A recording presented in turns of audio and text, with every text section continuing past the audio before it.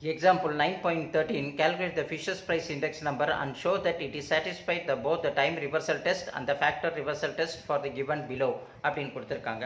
இப்போ commodity as it is நம்மளுக்கு பார்த்த மாதிரியே ரைஸ், வீட்டு, ரெண்ட், ஃபியூயல், டிரான்ஸ்போர்ட், மிஸ்லினியஸ் கொடுத்துருக்காங்க. பேஸ் இயர் கொடுத்துருக்காங்க, கரண்ட் இயர் கொடுத்துருக்காங்க. பேஸ் இயரில் வந்து நம்மளுக்கு என்ன கொடுத்துருக்காங்க, ப்ரைஸ் வந்து நம்ம பி நாட்டுன்னு எடுத்துக்கிறோம் இல்லைங்களா. அப்போ பேஸ் குவான்டிட்டின்னு சொல்லும்போது அது கியூ நாட்டுன்னு நம்ம எடுத்துக்கிட்டு இருக்கோம். அதே கரண்ட் இயரில் கொடுக்கும்போது நம்ம என்ன செய்கிறோம், ப்ரைஸை வந்து P1ன்னு எடுத்துகிட்டு இருக்கோம். கரண்ட் இயரில் வந்து குவான்டிட்டியை Q1 அப்படின்னு எடுத்துகிட்டு இருக்கோம். அதை எல்லாம் தான் லைனாக டேபிளில் கொடுத்துருக்காங்க. இந்த டேபிளை அப்படியே எடுத்து நம்ம என்ன செய்கிறோம், கீழே ஒன்று எடுத்து எழுதி அதை கொஞ்சம் எக்ஸ்டெண்ட் பண்ணி எடுத்து எழுதுகிறோம். புரியுது இல்லைங்களா. இங்கே கொடுத்துருக்காங்களே, இதை அப்படியே நம்ம எக்ஸ்டெண்ட் பண்ணி எடுத்து எழுதுகிறோம். எப்படின்னு மட்டும் பார்த்துக்கலாம். இப்போ பாருங்கள், நம்ம கொடுத்துருக்கிறது வந்து P0 P1 இது ப்ரைஸ் இல்லைங்களா. Q0 Q1 வந்து என்னது, குவான்டிட்டி. இப்போ இதை வந்து நம்ம எப்படி எழுதுகிறோம், ரெண்டுத்தையும் மல்டிப்ளிகேஷன் பண்ணுறோம்.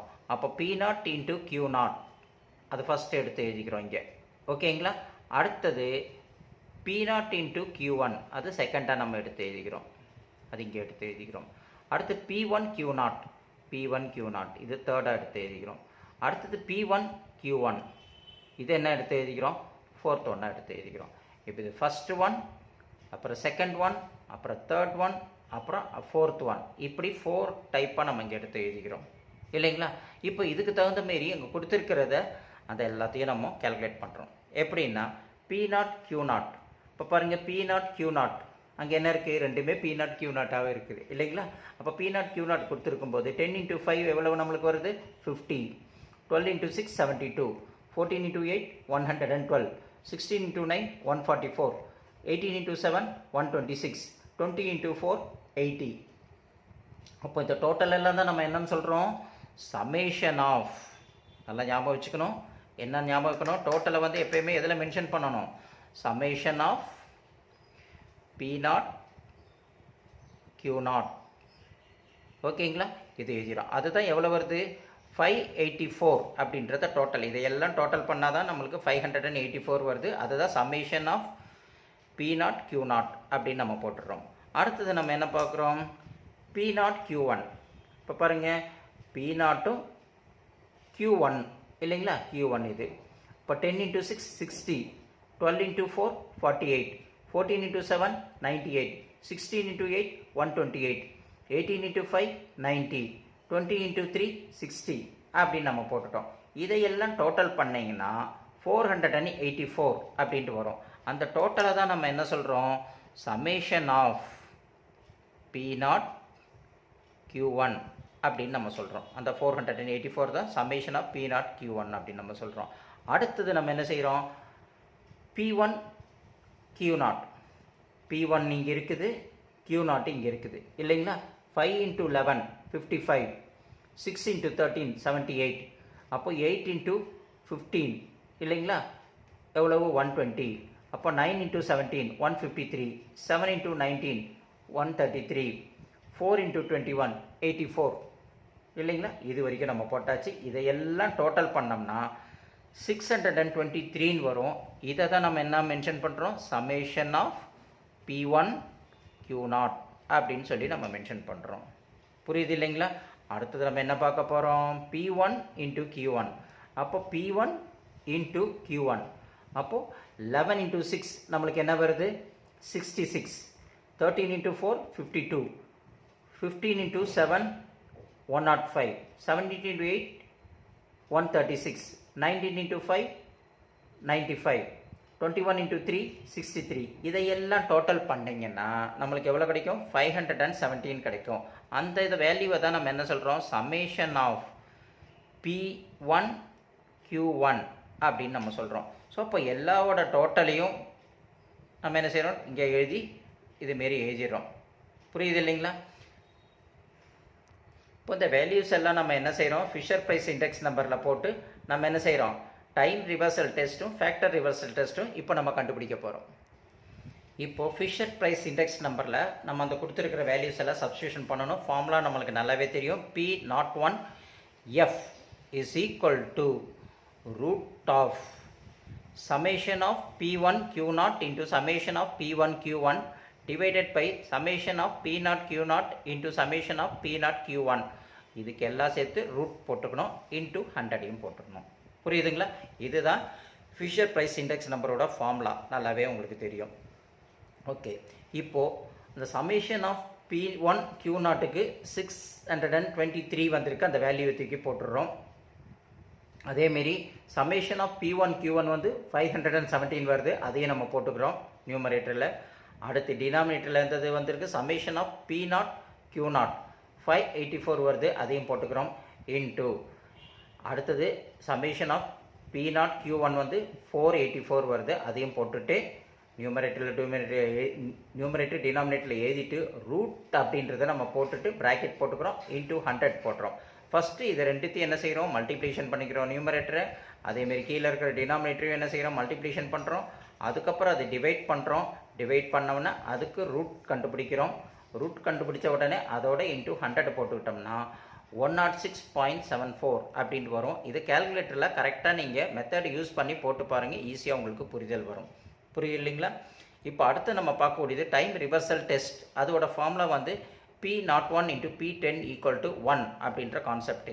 அப்போ P01 × P10 அப்படின்னா இஸ் ஈக்குவல் டு நம்மளுக்கு என்ன ஆல்ரெடி நம்ம பார்த்துருக்கோம், ரூட் ஆஃப் இல்லைங்களா, root of summation of P1 Q1 into summation of P1 Q1 into summation of P0 Q1 summation of P0 Q0 divided by summation of P0 Q0 into summation of P0 Q1 இல்லைங்களா, summation of P1 Q1 summation of P1 Q0 அப்படின்ட்டு நம்ம போட்டுட்டு இந்த ஃபார்முலாக்குள்ள values எல்லாம் நம்ம அங்கே substitution பண்ணணும். இந்த ஃபார்முலாவை மட்டும் நம்ம ஈஸியாக முதல்ல நல்லா ஞாபகத்துக்கு வச்சுக்கணும். புரியுதுங்களா? இது நீங்கள் தான் பார்த்து மெமரைஸ் பண்ணிடணும். அப்போ P01 P10 is equal to root of அப்படின்னு போட்டுட்டு P summation of P1 Q0 வந்து 623 into summation of P1 Q1 வந்து 517, summation of P0 Q1 வந்து நம்மளுக்கு என்னது 484, summation of P0 Q0 வந்து 584 அப்படின்னு கொடுத்துருக்கிற நியூமரேட்டரில் கொடுத்துருக்கிற எல்லா வேலையும் எடுத்து எழுதியாச்சு. அடுத்து டினாமினேட்டரில் வந்து summation of P0 Q0 584 வருது, summation of P0 Q1 வந்து 484 வருது, summation of P1 Q1 வந்து 517 வருது, இன்ட்டு சமேஷன் ஆஃப் அடுத்தது P1 Q0 வந்து 623 வருது. இப்போது இதில் ஏதாவது நம்மளை சிம்பிளிஃபை பண்ண முடியுமா அப்படின்னு பார்த்தா ஃபஸ்ட்டு 623 நியூமரேட்டரில் இங்கே இருக்குது, இங்கே டினாமினேட்டரில் இருக்குது, ரெண்டும் கேன்சல் ஆகிடுச்சு. அடுத்து பார்க்குறோம் 517 இங்கேயும் இருக்குது, நியூமரேட்டர்லேயும் டினாமினேட்டரில் இருக்குது, கேன்சல் பண்ணிட்டோம். அடுத்து 584 நியூமரேட்டரில் இருக்குது, டினாமினேட்டரில் இருக்குது. அடுத்து 584 நியூமரேட்டரில் இருக்குது, டினாமினேட்டரில் இருக்குது. இது எல்லாமே மல்டிப்ளிகேஷனாக இருந்தால் தான் கேன்சல் பண்ண முடியும், நல்லா ஞாபகத்துக்கு வச்சுக்கோங்க. அப்புறம் ரூட் அப்படின்னு போட்டோம்னா 1/1 கிடைக்கும், ஏன்னா எல்லாம் கேன்சல் ஆகிடுச்சு இல்லைங்களா, 1/1. அப்போது 1/1 இஸ் நத்திங் பட் 1, அதுதான் நம்மளுக்கு இங்கே ஆன்சர். ரூட் ஆஃப் 1க்கும் 1 தான் வரும். P01 P10 ஈக்குவல் டு என்ன வருது, 1. புரியுது இல்லைங்களா? இது என்னென்ன டைம் ரிவர்சல் சொல்லும்போது டைம் ரிவர்சலில் P01 அது ரிவர்சல் எடுக்கும்போது என்ன ஆகிடும், 10 அப்படின்னு தான் வரும். அதுதான் time reversible test equal to 1.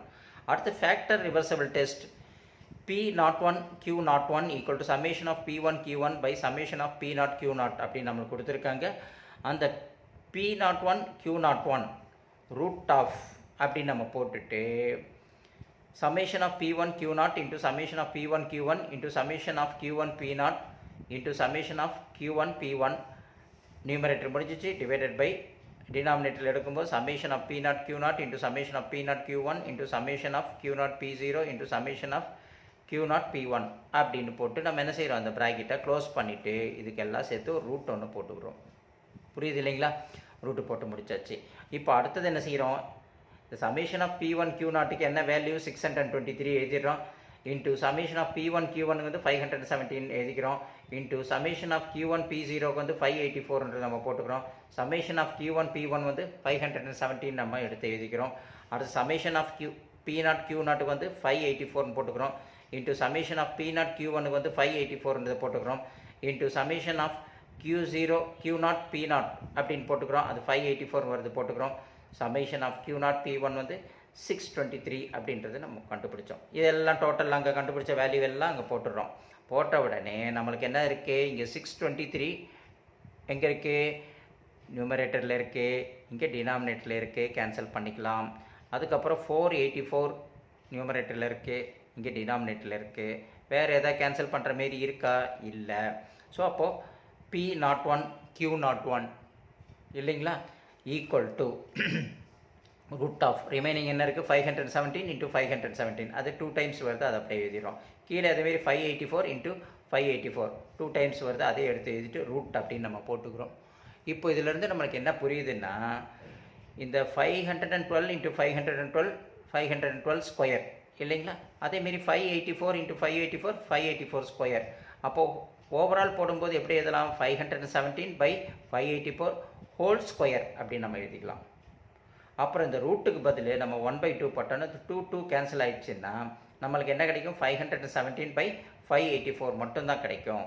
அதுதான் P01 into Q01 into summation of P1 Q1 by summation of P0 Q0 equal to 517/584. புரியுதுங்க, இதுதான் ஃபேக்டர் ரிவர்சல் டெஸ்ட்டோட ஆன்சர். புரியுது இல்லைங்களா. ஸோ இப்படி நம்மளுக்கு ஒரு சில இதில் ஃபார்முலா சாட்டிஸ்ஃபை ஆகி நம்மளுக்கு என்ன எழுதிருக்கும், டைம் ரிவர்சல் டெஸ்ட்டில் பார்த்தோம்னா இந்த ஃபார்முலா ஒன்று இருக்கும் இல்லைங்களா. இப்போ வரீங்க P0 P10 ஈக்குவல் டு 1ன்னு அதேமாரியே நம்மளுக்கு முடிஞ்சிச்சு. இது ஃபிஷர் ப்ரிசிங் பார்க்கும்போது P01F வந்து 106.74 அப்படின்னு நம்மளுக்கு கிடைச்சிச்சு. அடுத்து factor reversible test, time reversal டெஸ்ட்டில் P01 Q01 ஈக்குவல் டு 1 வந்துச்சு. ஃபேக்டர் ரிவர்சல் டெஸ்ட்டில் தான் இப்போ நம்ம லாஸ்ட்டாக பார்த்தக்கூடிய என்ன வந்தது, 517/584 அதான் P01 Q01 factor reversal test. புரியுது இல்லைங்களா. ஸோ இப்படி நம்ம என்ன செய்யணும், கொடுத்துருக்கிற சம்ஸை அழகாக போட்டு பார்த்து என்ன செய்யணும், முதல்ல நம்மளுடைய புரிதலை கொண்டு வந்துடணும். புரிதலை கொண்டு வந்து அண்டர்ஸ்டாண்டிங் வந்த உடனே 4-5 வாட்டி ப்ராக்டிஸ் பண்ணிக்கணும். அதுக்கெல்லாம் முன்னாடி ஃபார்முலாஸை நல்லா ஞாபகம் வச்சுக்கணும். ஃபிஷர் ப்ரைஸ் இண்டெக்ஸ் நம்பர்னால் என்ன ஃபார்முலா வரும், டைம் ரிவர்சபிள் டெஸ்ட்டுன்னா என்ன ஃபார்முலா வரும், ஃபேக்டர் ரிவர்சல் டெஸ்ட்டுன்னா என்ன ஃபார்முலா வரும். அந்த ஃபார்முலாவை ஒரு வாட்டிக்கு 4 வாட்டி நம்ம படிச்சுக்கணும். அதை பார்க்காம ஒரு 10 டைம்ஸ் எழுதி பாருங்கள். ஃபார்முலா நம்ம மைண்டில் அழகாக ரிஜிஸ்டர் ஆகிடும். அதுக்கப்புறம் அந்த ஃபார்முலாவில் சம்மேஷன் கொடுத்துருக்குற அந்த டேபிள்லேருந்து டோட்டல் பண்ண வேல்யூ தான் சம்மேஷன் சொல்கிறோம். அந்த வேல்யூவெல்லாம் எடுத்து எழுதினதுக்கப்புறம் நியூமரேட்டர் டினாமினேட்டரில் எழுதினதுக்கப்புறம் நம்ம என்ன செய்கிறோம், அந்த ரூட்டுன்றதை போட்டுக்கணும். ஃபேக்டர் ரிவர்சல் டெஸ்ட் இதுக்கு எல்லாமே அந்த ரூட்டு போட மறந்துட்டிங்கன்னா நம்மளுக்கு மார்க் போயிடும். அதனால் அங்கே இப்போ நியூமரேட்டர் டினாமினேட்டரில் போட்ட உடனே எதெல்லாம் கேன்சல் பண்ண முடியுமோ, சிம்பிளிஃபை பண்ண முடியுமோ அதெல்லாம் கேன்சல் பண்ணிட்டோம்னா எப்பயுமே நம்மளுக்கு 2 வரும். அந்த 2 வரும்போது அதை ஓவரால் ஸ்கொயர் பண்ணி எடுத்து எழுதிட்டு ரூட்டுக்கு பதில் 1/2ன்றதை போட்டு கேன்சல் பண்ணிட்டோம்னா 517/584 அப்படின்னு நம்மளுக்கு கிடைக்கும். ஸோ இதையெல்லாம் அழகாக ஞாபகத்தை வைங்க. ஒரு வாட்டிக்கு 2 வாட்டி புரியலைன்னா வீடியோவை நல்லா பாருங்கள். புரிஞ்சதுக்கப்புறம் நம்ம என்ன செய்யணும், செம்ம அழகாக போட்டு பார்த்தீங்கன்னா நீங்கள் சென்டம் எடுக்கலாம். புரியுதுங்களா.